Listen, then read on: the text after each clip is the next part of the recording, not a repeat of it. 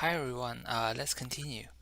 Just now we have seen that for the dendrogram, well, it is simply a bottom to the top tree structure, right?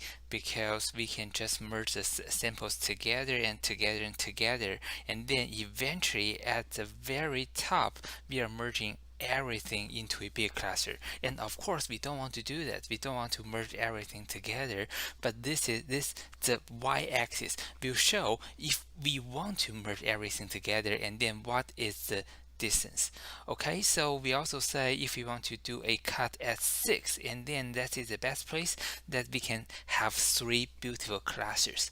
Okay, so the next part is, since we know we can do a cut on 6, so how about we just create a hierarchical clustering and then we do the cut on 6.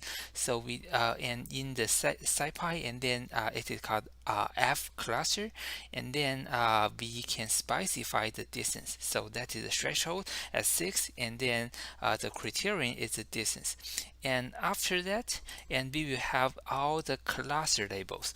So now we have the cluster labels, and then we also know the 3 different type of the widths. So we have the ground truth as the 3 types of the width. We also have the 3 cluster labels. So we can do a cross tabulation again. So for this cross tabulation, and we can see for the cluster label 1, we have 14 from one class Canadian width, and then we have 3 from comma width. And other than that, well, we have very good results. Okay, so the next one is one of my favorite example in my lecture. Well, what we are showing is there is a set of the performances, and then they are viewed and rated by the people in different countries. So we can have you can consider that as the taste of the different countries on the same of the performances, or the same of the shows, the same set of the shows. So, well, as you can imagine, a different country have different culture, and they may enjoy or appreciate different type of shows differently or quite differently, right? So if we don't talk about the shows or the performances, and if you're just talking about the music, for example, and then the different countries have different type of the preferred music. And well, I'm from China, and then well, if you consider the type of the music, and then Chinese pop music is kind of similar or close to K-pop, and then the well, K-pop is for Korean pop music, okay? And then for the Japanese pop music, that is another very similar one. This means if someone who enjoys the K-pop or the Japanese pop music, and then well, for Chinese pop music, and then you may kind of like that too, okay? And then if we go down and say for Vietnam, for example, and for the Vietnamese pop music, and then I have seen some of them, and I didn't enjoy them that much. And then for the pop music in Thailand, for the Thai pop, well, they are okay to me as well. Okay, so that is a different type of different the taste of the music of different countries. Okay, and then let's come back to this example. If we just put everything together, that's it. Those are all the ratings of the performances, and then we have the country names. Okay, and they most of them are European countries. Okay, and then we have a total of 43 countries, and then we have 43 of the vectors, and each of the vector is the votes of a total of 26 performances. Okay, so you can see for the show number 1, and then well, it is appreciated a lot by Armenia, and then the same show is not appreciated at all by Australia. So you see there's a big difference, right? Okay, so if we want to cluster the countries based on people's taste on different performances, and then we can build the clustering algorithm. So before we do that, and remember, we don't know where should we make the cut, right? So if we don't know where to make the cut, and then we don't know how many clusters there should be, what do we do? And then we can just do a dendrogram. So for the dendrogram, and again we have a problem. Which linkage are we going to use? So you can try to do a single linkage, and then for the single linkage, and take a look on the result and tell me if that makes sense to you or not.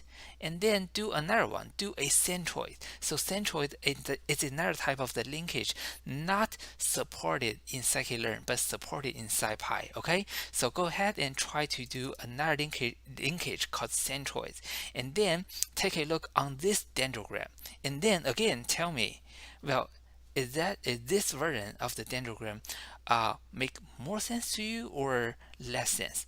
Okay, and well, from this part, we can definitely have a lot of the good discussions. So go ahead and then do the coding for this part, and I'm gonna just pause this video for 10 seconds, and then I'm gonna show you my answer keys. Okay.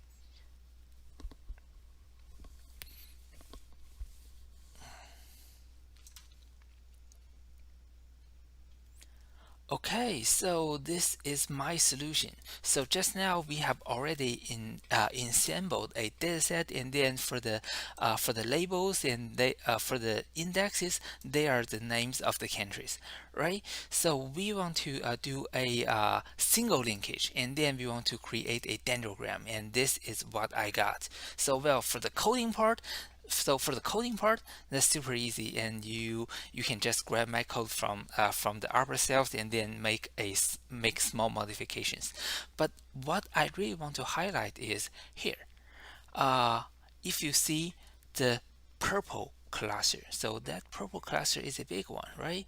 So we have Russia, Moldova, Georgia.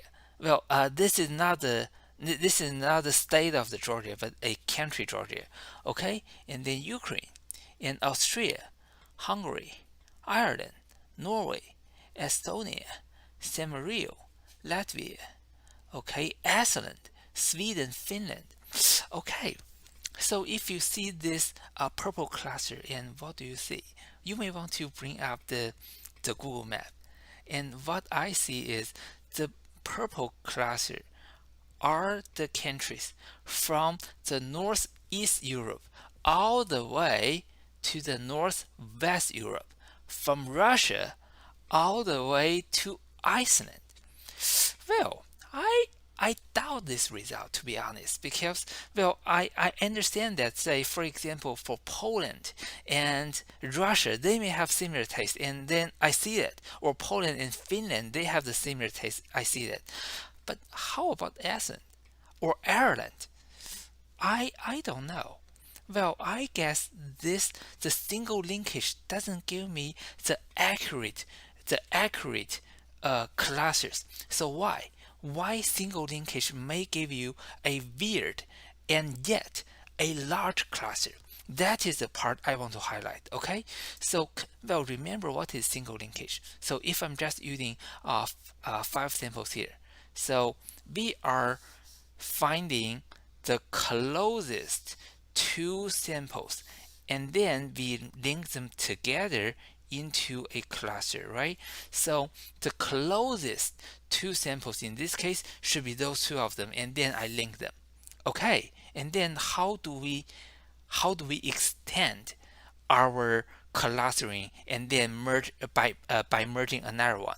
So you can see this one is the second shortest linkage. So we link that one.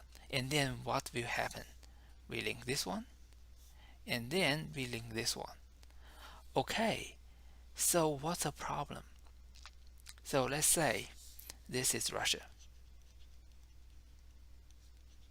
Okay, and then this might be Poland. And then we just extend and extend, And the strategy of the single linkage will always allow the new neighbor we just included into a cluster to bring in another one and then bring in another one. And what's the problem? Well, the Ireland could be here. Now we have the problem.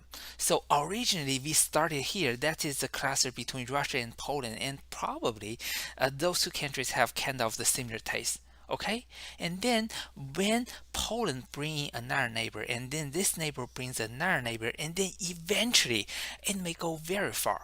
So if we check the distance between Russia to the most recent sample we brought in, which is Ireland, and you may see the distance between Russia and Ireland is already big enough.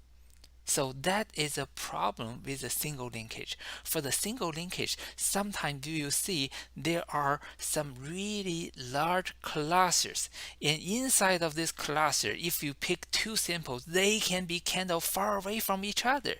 So that is the problem. Okay, so it seems that for this example, single linkage is not the bad thing I want to do. So I want to do the centroid.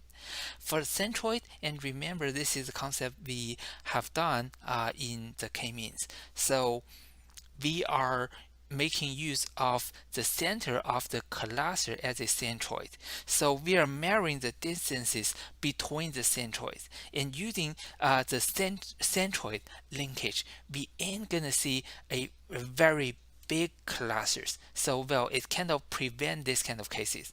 So if we want to see the purple cluster again, now we see something better. Okay, so we have Sweden, Finland, Poland, Ireland, Norway, Estonia, San Marino, Latvia, and Lithuania. So those are the countries on the north side. On the north side of the Europe, is except San Marino. Well, San Marino is a kind of different one, right? San Marino is very close to Latvia and Lithuania. I don't understand that. Well, if you don't know the country San Marino, and you may want to do a Google search, and I really don't understand why San Marino is that close. Considering the taste of the audience and to Latvia and Lithuania. So, well, I don't know why, but my observation is, well, this purple cluster now it consists of the countries from the north side of the Europe.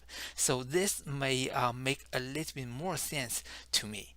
Okay, and well, of course, there are a lot of the different things, and they are, they are interesting to look at. For example, for the Belgium and the Netherlands, and they are very close to each other. Does that make sense to you? So if you don't know where those two countries are, you can bring up the Google map, and I believe they are very close to each other. So I may say it makes sense that they are kind of close to each other. Okay, so and another question is, how do you want this to be clustered? And we cannot cluster those countries beautifully, and that's my observation, right? So for example, like Malta, and Malta is far away from all the other countries. Okay, so in this case, probably having 10 or 15 clusters, that's not our goal. However, we can highlight some of the clusters. So for example, if we make it cut at 15, for example, and then we have this orange cluster. So this orange cluster kind of makes sense to me. And then for the purple cluster definitely makes sense to me. Okay, so in this case, probably clustering the countries into a fixed number of the clusters is not the biggest goal. However, by doing this kind of visualization, we can visually explore what this data set really look like. Okay, so I guess that's it for today. And here's a quick sum up.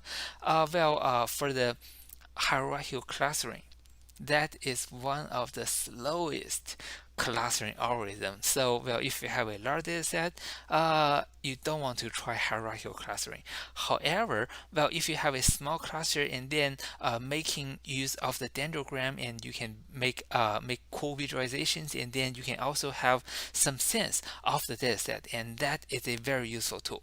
Okay, so that's it for today, and tomorrow we will have our final lecture for this course. Okay, I will see you tomorrow. Bye.